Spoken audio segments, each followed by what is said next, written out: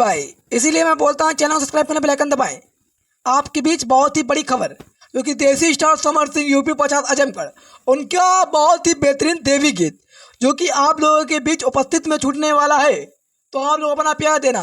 Song से लेकर thumbnail से लेकर सॉन्ग का बोल क्या रहेगा, टीजर से लेकर बैनर तक, पोस्टर कोरियोग्राफर से लेकर वीडियो डायरेक्टर तक, जो कि पोस्टर डिजाइन की है उसको भी मैं बताने वाला हूँ। तो आप लोग लगातार मेरे चैनल के माध्यम से बने रहें।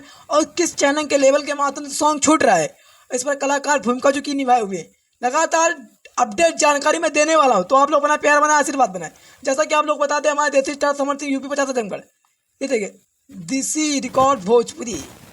सॉन्ग का बोल क्या रहेगा, सातोरे बहिनिया सातोरे बहिनिया, सॉन्ग का बोल ये रहेगा भाई लोग।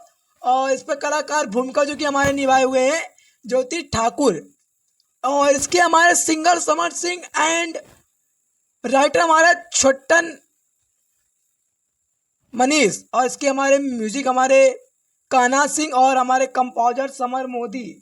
देखिए, और वीडियो हमारे आशीष सत्यासी, और हमारे डीओपी हमारे संतोष पागल ना है, संतोष यादव है। इसीलिए मैं बोल रहा हूँ सातोरे बहनिया।